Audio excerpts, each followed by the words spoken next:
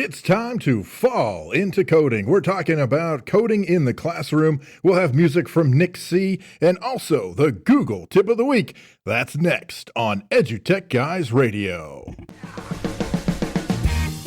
EduTechGuys Radio.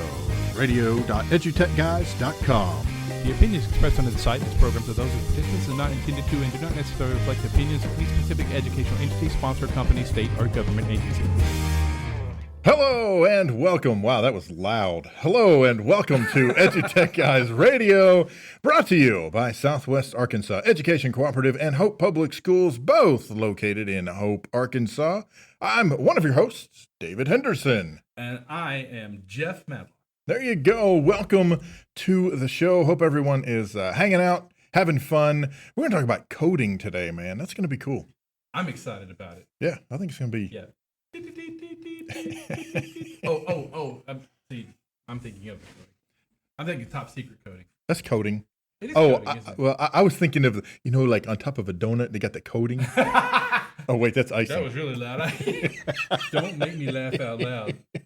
Oh, man, you are listening to radio.edutechguys.com. You can also find us on mixler.com/edutechguys, Facebook, Twitter, Instagram, Voxer, Moxer, Boxer, Hoop the Hoop, you name it. You name it, that's where we're at, huh? Just put in the /EduTechGuys and that would be us. Except for Google Plus, you got to add the little plus. The little plus. The little plus. Not the big plus, it's a little plus. Hey, don't forget to catch us on Voxer, because I actually have updated a few things on there. For a second there, everybody thought we probably went offline because I got really quiet. So that was one of those things that we got to work out on. So yeah, listen, catch us on Twitter always. Twitter.com/EduTechGuys, Facebook.com/EduTechGuys. Go to the website. Please visit our website. Here pretty soon, I heard that the Blog Fairy will be visiting the website and updating the blog. The Blog Fairy. I heard it from the Blog Fairy himself. Oh. Yeah, named Ricky. Ricky the Blog Fairy? That's what I named him. Oh, okay. He's a puppet. All right. That's a whole nother show. So, yeah, I got that fixed out. Someone was telling me my audio sounded a little crazy. I hope my audio is a little better now. I think I might have got it fixed. Like my cat. Yeah, like the cat. Whose cat? So yeah, today it's time to fall into coding. We're pretty excited about it. David has a lot to share. Holy crap. Is there anybody still listening to us at this point? Oh my gosh. Sorry, folks. Can you talk a little bit about what's going on in coding with you? Yeah, I can, or I'm going to anyway. My boss made an executive decision earlier today that we're going to talk about it. So let's talk about it. A couple of weeks ago, I was in Washington, D.C. with code.org, and I was learning how to be one of their professional learning partners and learn. I'm a good chunk louder. But I learned how their system of what it means to be a professional learning partner manager, program manager, with their system. And essentially, what we're going to be doing is working with districts in our service area and potentially around the state, helping them incorporate computer science curriculum into the computer science courses that are currently being taught as part of the Arkansas K-12 computer science initiatives. So yeah, it's going to be very, very cool. And a lot of that, where we're going with today's the theme of today's show is a lot of that is built around coding. Now, computer science is way more than just coding. And I know a lot of people, when you hear computer science, that's what you think. You're thinking, little screens with scrolling green text and the whole matrix thing and all that. And yeah, that's definitely part of computer science.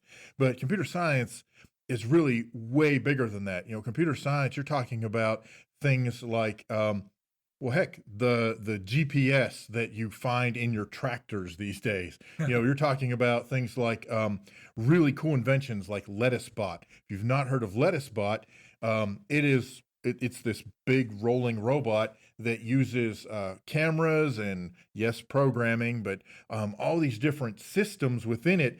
and it rolls along where the lettuce is planted, and it analyzes what's happening at each of the spots that it goes over, and then it administers whatever it needs to administer to that spot. For example, if it analyzes the soil, as it's passing across and realizes that there's not enough moisture, you get water. You need whatever, I don't know. I don't know what's involved with the growing of lettuce. So, but whatever that may take, whatever part of the process is required for that particular head of lettuce at that particular spot, this robot will either administer it or notify the farmer who, hey, you need to look at this one. Something's not right here, or, whatever. I mean, so computer science is way bigger than just coding. We're going to talk about this tiny little sliver of computer science called coding, that although it's a small sliver of computer science, it's kind of what hides behind the scenes. When you pull the curtain back, it's what makes all the computer science stuff work. Happen. It makes it happen. So code.org. That's it. That's it. That's our first one. I just said, Yeah. code.org. No, yeah. So what's really cool, as of this moment, at least I don't think, I believe this to be true at the moment I'm saying this.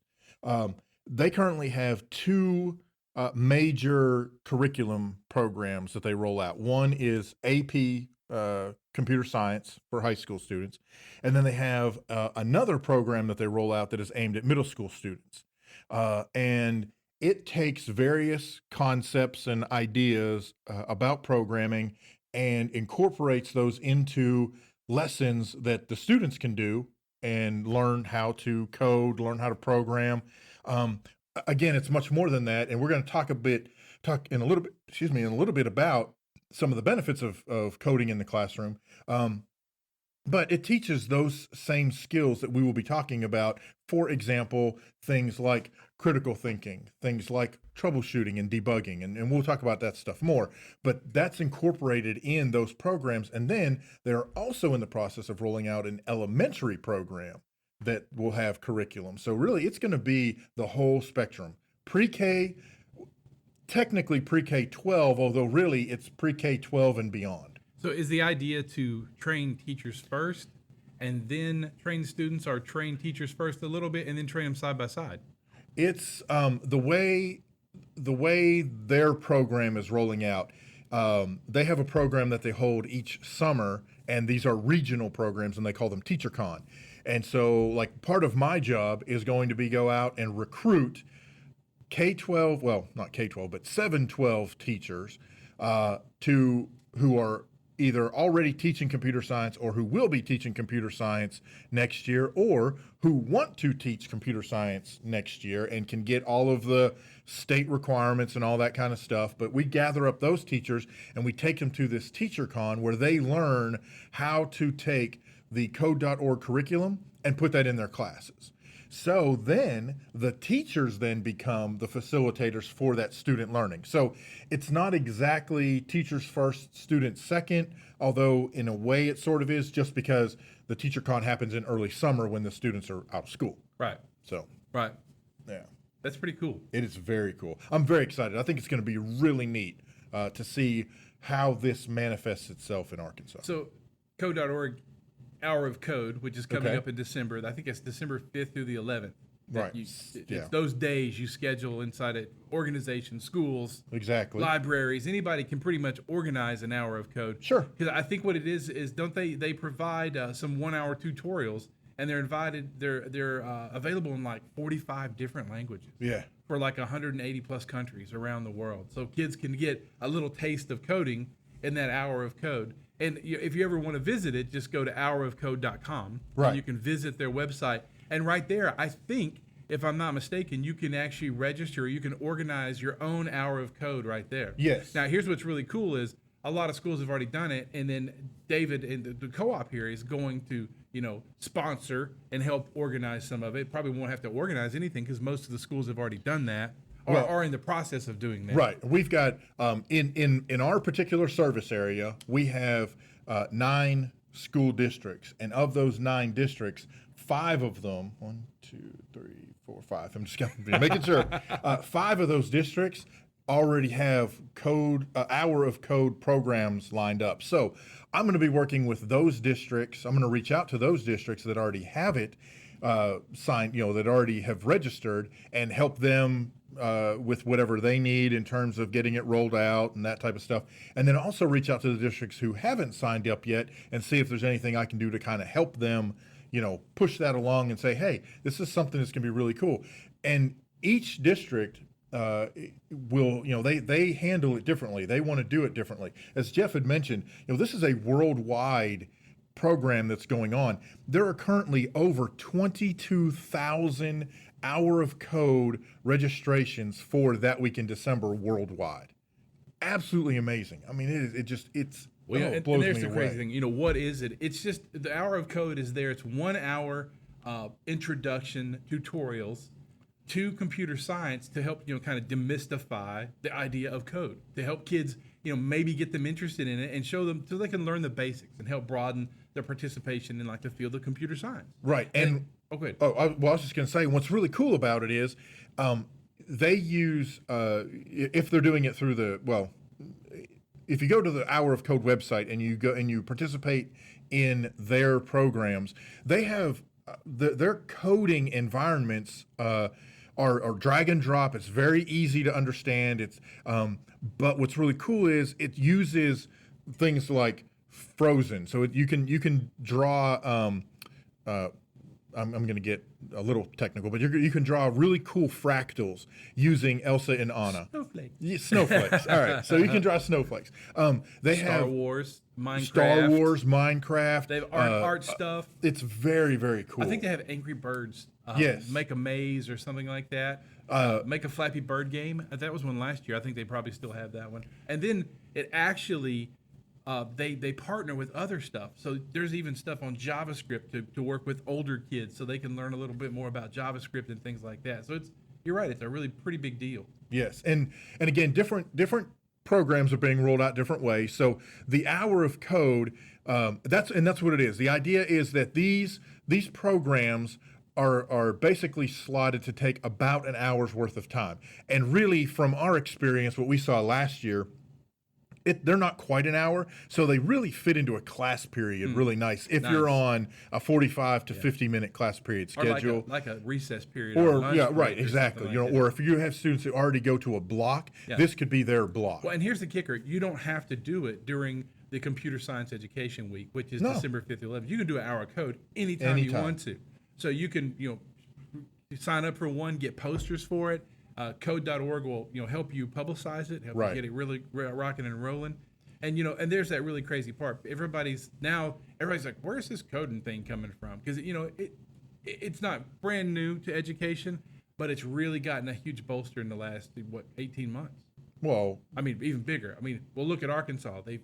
So many states are rolling out computer science standards. And so now, boom, here's coding even heavier because it's one that we've already got in place, thanks to places like code.org. Well, and frankly, thanks to what the president has been wanting to push, hashtag CS for all.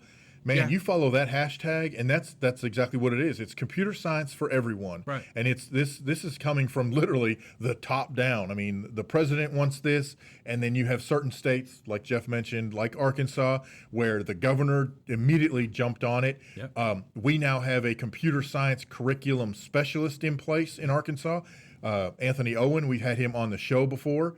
And Wisconsin just released theirs like 2 days ago. The entire state plan for computer science. We're going to start to see this really roll, and it's by starting early, by getting students in, you're preparing them for what's happening in the 21st century, and it's help nurturing problem solving and logic, creativity. That's what it does. So you might ask yourself, who can participate in it? Anybody can participate. In our Yeah, anyone can sign up. There are schools, there are individual organizations. Yep. Community-wise, you can do one at your church or civic group. The school groups could do it. It could be a student council thing. It could be a Spanish club thing. It doesn't really matter. You can have it anywhere. You don't have to know anything about code. No, it's all about the tutorials. What devices? Pretty much any device with a browser.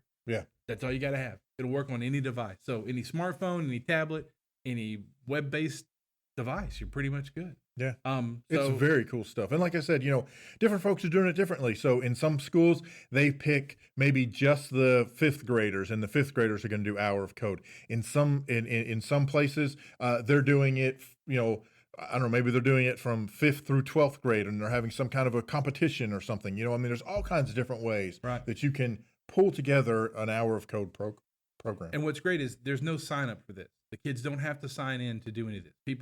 Anyone participating in it, there's no sign up or any of this kind of stuff. Now, what's cool is you can get certificates to give them when they finish. So that gives you a little bit of something, like, here you go, you've got this. Now, I'd suggest, you don't have to have computers, but if you do have a handful of computers, teamwork works great. You can put people together on a machine, let them work in groups of 2 or, maybe larger. But yeah, there's Hour of Code. Maybe we spent a little bit too much time on it, but it's coming up. And no, it's not just coming up. December 5th through 11th is the day, the week of Computer Science Education Week, which was recognition of the birthday of computing pioneer Admiral Grace Murray. Yeah, I throw that out. There you go. I put it in my notes here, and I throw that one out there. But yeah, so Computer Science Education Week, December 5th through 11th, we'll have just gotten back from AESA. We'll do a special show on that week about Computer Science Education Week. Yeah. And so look forward to that one. We'll see what tricks we have up our sleeves. Exactly. Because we might have some special guests or some students on the show or something like that.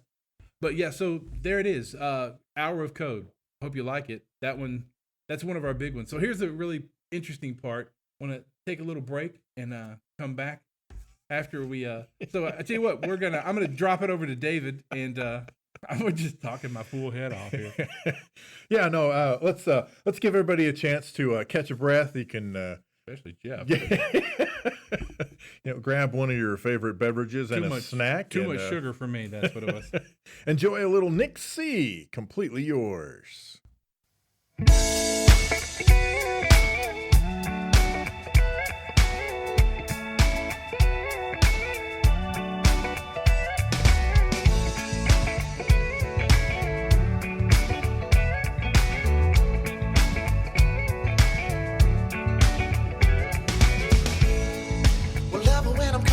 Your name, will you hear me?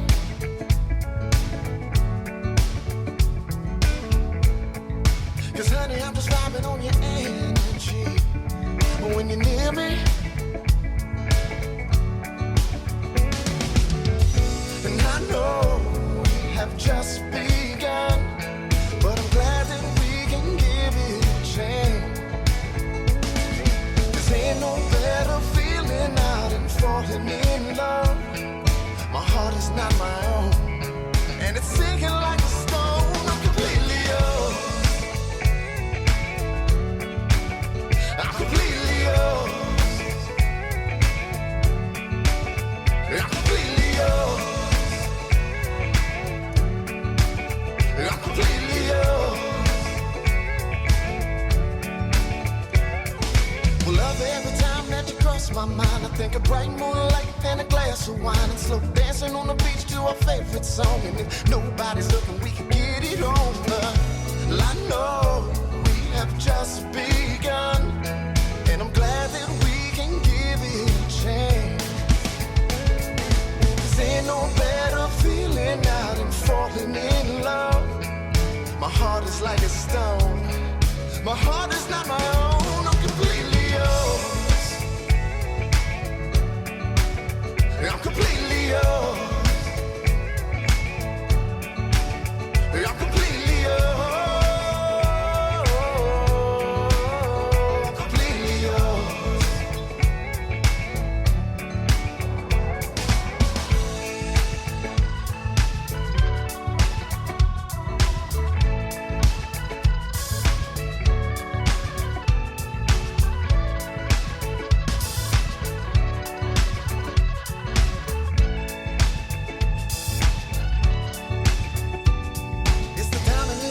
When you look at me, the way my hair stands up when I hear you speak, the way my legs turn rubber when you love me down. I said, hey, little lover, can you hear me now? Well, I know we have just begun,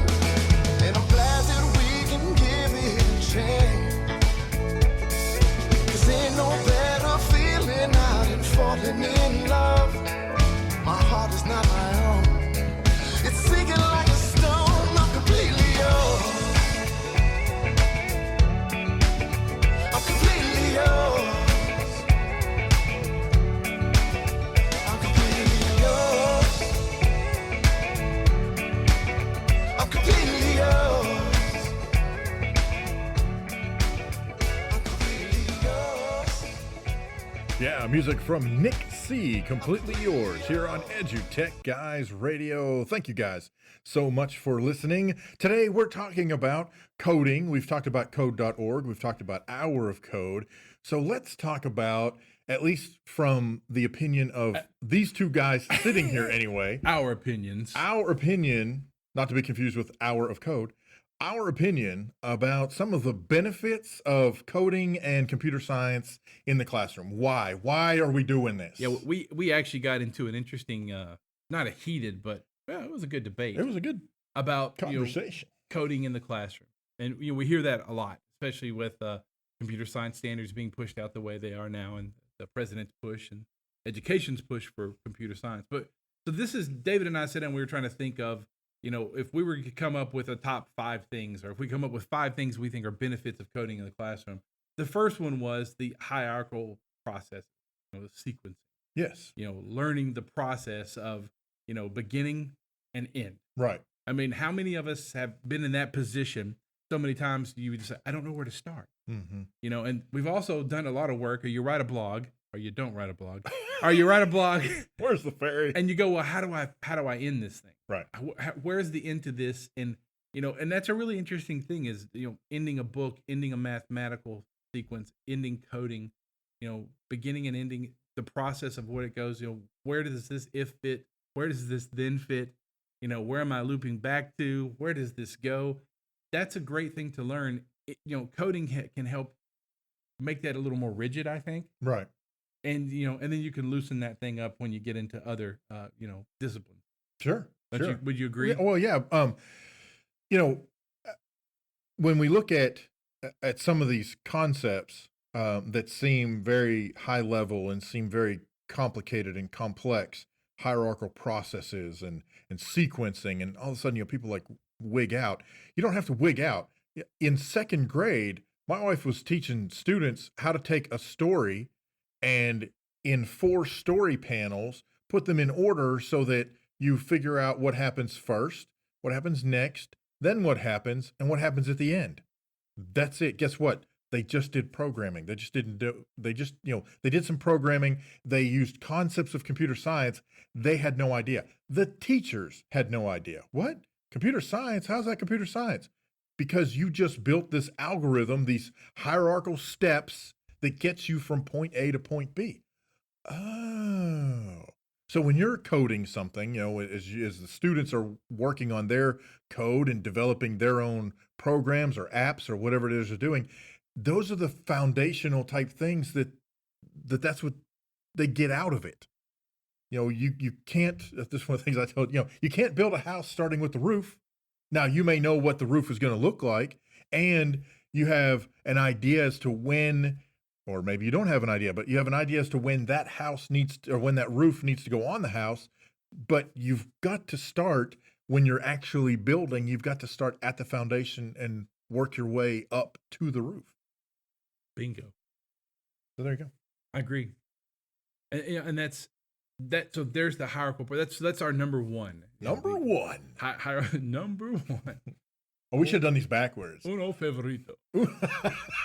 Cinco favoritos. So teaches critical thinking and problem solving. That's our second one. Yeah. And David put that one down, and he's right on. He's spot on, because just like you're talking about what your wife does in class, that's one of the other reasons she does it: critical thinking and problem solving. Right. Because that's it. I need to make this Jawa walk across the screen and pick up a bucket and put out the fire on the R2D2. I know that's a little, but that's what it is. It also falls into the same thing, is that if a kid can figure out the critical thinking and problem solving inside coding, then when it's time to make a windmill that can lift a certain weight, when the wind blows and pulls on it, then that whole process becomes a little bit easier for them, and vice versa. Right.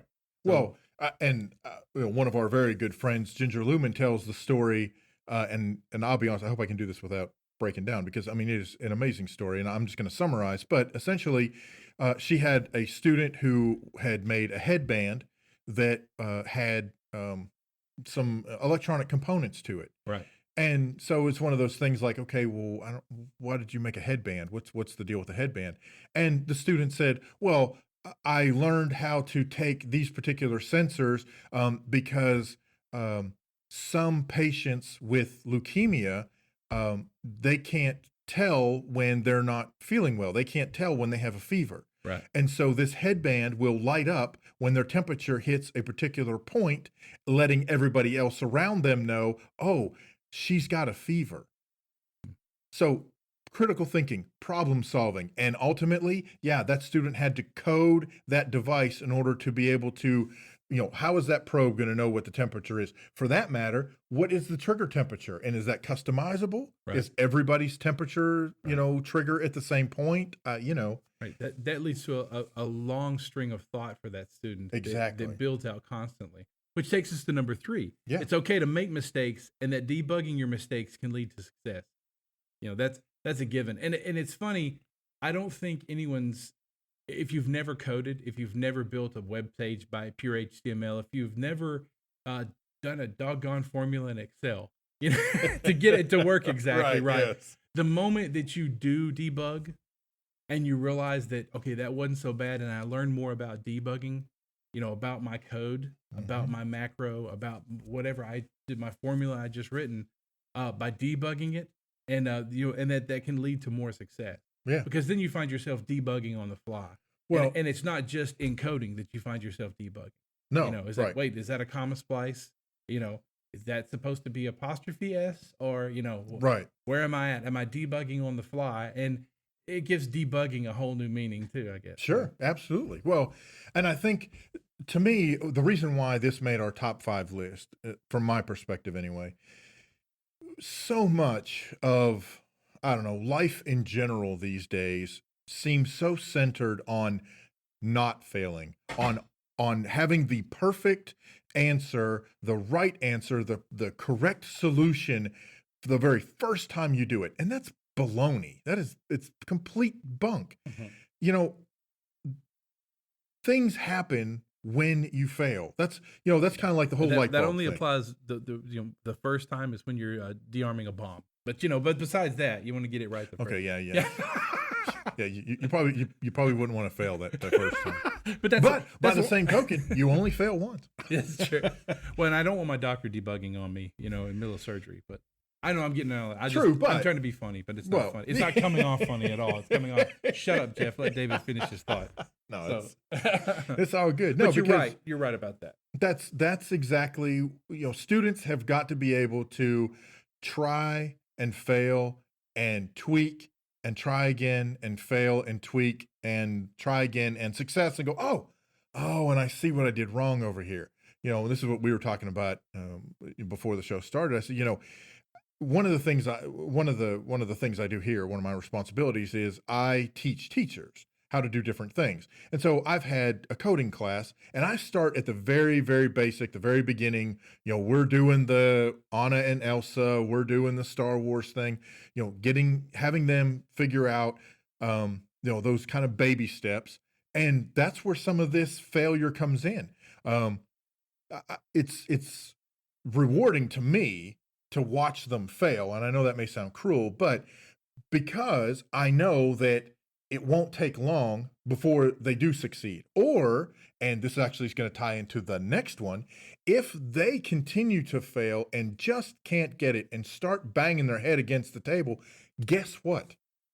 They could go to someone else who did figure it out or has figured it out, or for that matter, they could, in some certain cases, do some research, i.e. Google or whatever, to come up with possible solutions, and they're no longer working alone. It's now collaborative. Mhm. It now becomes an issue of teamwork, which that is our next point. So I'll let Jeff take Number teamwork. 4, teamwork. Help from other students and or resources to help reach the goal. That's just a big one. Teamwork is a big deal. And that's something that you wonder is the talk of most companies. What do companies work on more than anything? Teamwork. Mm-hmm. And there's nothing wrong to reach out for help. And you learn from each other. You make a team much stronger when everyone learns at the same speed. Yeah. And everyone's going to have their, there's going to be different stars throughout your team. So teamwork's a really big one. And I mean, I don't think we have to go into that one elaborately because I do think what it is. Well, but I do think it's important to note the shift. If we think back to days before we were even born, when you learn the history of computer science and coding, and a lot of that was, one person, in a room or in a cubicle or whatever, and they were doing all the coding. Now, yes, in some cases there were teams of people who helped kind of work together up to that point, but really when push came to shove, it was one person who was actually doing the coding, and that mind shift has changed greatly. Now, in fact, one of the folks that works here at the Education Service Center where I am, her brother-in-law, I think is what she said. Her brother-in-law is the CEO of this really cool company doing some really wild stuff. And he said,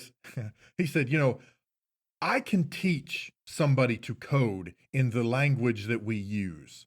That's not the problem. He said, the problem I have is I can't find people who can do the critical thinking. I can't find people who can work in a team to come up with a solution. He said, this world is full of look at me superstars or wannabe superstars who don't know how to work together as a team. Yeah. And so and that's why this had to be on the list. I agree. It makes you think of Big Bang Theory. Sheldon can never work except by himself. He's not a team player. He is now, though. They're working on their gyro. Season 7. They better do something. Jumping the shark. When they bring a pet and or kids, that's the end of the show. Well, Howard's about that. How did we get off on Big Bang Theory? Let's jump back to Cinco Favoritos. Cinco. The last one is literacy, reading and math. And I think that speaks for itself. And David and I, that's one of the things that I was trying to express to David in our heated debate earlier was I truly believe that it's another language. And the sooner we teach children to look at it as another language, then that would be, that's a really big deal. Well, and also to the point that coding and computer science is not a class unto itself. I mean, it is or can be, yes. However, those concepts, as we have mentioned, sequencing, critical thinking, problem solving, making mistakes and debugging, teamwork, that applies to subjects across the board. It's not just this siloed, computer science is its own thing. No, it's actually, you can integrate it into all the disciplines across the board, whether it's literacy, math, science, okay? What about the other humanities? Or just talk about humanities in general.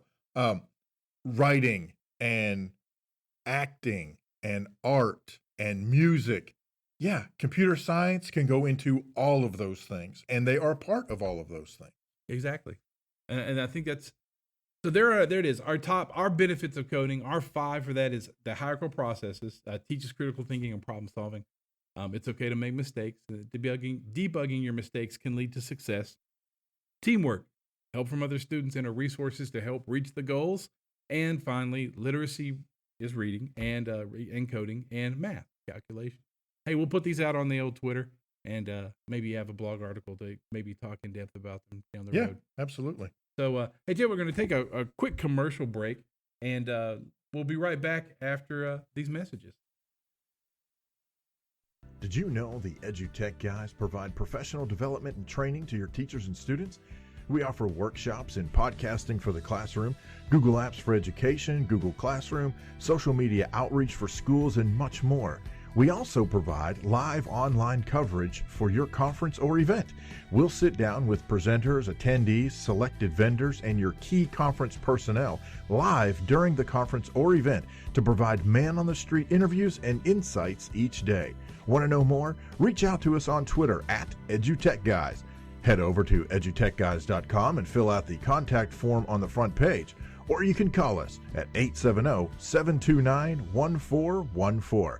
Thanks for listening, and we'll see you soon. Hey, welcome back. Yeah, hey, catch us. You want to catch us, call us and get us to your place, because that would be something we'd love to do. Hey, you know what? We're coming up live next week, in fact. That's right. Next week, we are going to be at the Arkansas Conference of Technology in North Little Rock. That's October 19th through the 21st, providing all-day live conference coverage while we're there. If you're there, come and see us. Hey, then, November 6th through the 7th in Hot Springs, we'll be at Schools Without Walls, which we're really excited about that one. That's at the Hot Springs Convention Center in Hot Springs, Arkansas. And then from there, November 30th through December 3rd, we head over to Savannah, Georgia for the AESA National Conference. And again, that is going to be live conference coverage the entire time we're there. That's going to be very cool. Yeah, you know what else is really cool? FETSI in Orlando, Florida, January the 24th through the 27th, 2017. That's also live conference coverage the whole time we're there. If you've never been, you need to head out to FETSI, head to Orlando. A lot of educational technology going on there, and hey, we'll be there. That's right. And speaking of FETSI, we'll actually be featuring some of the presenters between now and the time the conference rolls out. We're going to be catching up with some of those folks that are going to be presenting during that particular conference, and we'll have them on the show between now and then. So definitely hang out and stay tuned for that. Yay. Yay. And now, you know what time it is. What time is it, David? It's time for Google Tip of the Week. Hey, so the Google Tip of the Week today comes from Google. If you haven't checked out their blog, definitely head over to Google's blog, which it changed last week. It's googleforeducation.blogspot.com. It's what the original one was, but it changed to... now I think it resolves to blog.google/education or something. Just look up Google, I don't know. Google Education. Google it. And the cool part about it is just a few hours ago, they released a great article on helping schools transform together. And what Google has done is they realized that schools, they've been working with schools. Education and Google have been going hand in hand for quite some time, and they've been helping them improve and innovate with the help of technology. So every school is different, and we've all got different kind of problems, and Google's been listening. So they've made a new site called Google for Education Transformation Center. And at this site, they've done some really cool stuff. The first thing they did was they defined the elements of school change, the areas that really need to be impacted. And those are vision. They need to have a strong vision. That's pretty much what that comes down. Like, where are we going? You know, I was telling David earlier, we're at the point in education and computer science that we need to be planning curriculum for students that haven't been born yet. Right. That's really kind of where we are. Yes. The next one that they have is learning. School leaders empower their teams to create a set of instructional practices, curricula, assessments. They're getting down into the meat and potatoes of what you need. Designing curriculum, doing assessments. The culture, that's another big one. You know, they creating rituals, creating stories, creating structure, you know, helping to make symbols that foster the culture of innovation and, you know, encourage people to learn about, you know, technology and learn, period, using technology. Right. The next one is technology. That's a big one. It's like, you know, how helping them get the technology that they need inside their school. And then professional development. You know, teachers, they do have a lot on their plates, and we can use all the help we can get into professional development. And it's funny, an educational service center like the Co-op has been doing professional development for decades. Right. But it's changed. Oh, yeah, absolutely. And it's changed dramatically. Oh, sure. Or drastically, or dramatically. Dramatically. The next one that they've added to this also site is a funding and sustainability. You know, they get what schools need. You know, sustainability is a great word to talk about. Okay, if we buy these devices here, you know, how long are they going to take us? And then the last one is community, because that's what's really interesting. some things that might happen in one community might not happen in another community. And you've got to think about that, rural versus, city versus, that's a really big deal. So if you want to check out some really cool stuff, just head over to edutransformationcenter.withgoogle.com. We'll tweet that link out. But it's called the Transformation Center, and you can actually log into it. You can connect with others. There's a resource directory. They've got frameworks built for everything that we were just talking about. So if you want to click professional development, they've already started building that stuff out, and they've got strategies for success in all the areas. So very interesting. That's very cool. If your Very school's cool. looking, if you're just now looking, in fact, we had a school just contact us about coming to visit about one-to-one. I'm actually going to suggest that, hey, you guys should look at this site also and see how this can help you, make your move, because just going one-to-one does not mean you're integrating technology. Right. And there's a lot behind it. The dreaded P word, plan. You got to have a plan for that. So that's a big one. But so there it is. Google's new transformation site for schools. Google for Education Transformation Center. Whew. That's a big mouthful. It is a mouthful Yeah. and a lot of very, very cool information. Man. And don't forget about all the cool things they changed in G Suite. So now you have the Explore thing, which, by the way, I've been using. It's pretty neat. That's some pretty cool stuff. That's Those awesome. vocals. Yeah. So, hey, it's been a great show. Yeah, man, this has been great. Wrap this bad boy up. It's a wrap. Hey, don't forget to visit us on the web, www.edutechguys.com. Drop down to the bottom of the page. You'll find a contact form there. You can fill it out and get in touch with us anytime, anywhere, 24/7. Also, check us out on twitter.com, twitter.com/edutechguys, facebook.com/edutechguys. Just name it. Just look up EduTechGuys on Google. You'll find us out That's there. right. Hey, well, I'm Jeff Madlock. I'm David Henderson. Hey, we'll see you next time. You've been listening to EduTech Guys Radio, radio.edutechguys.com.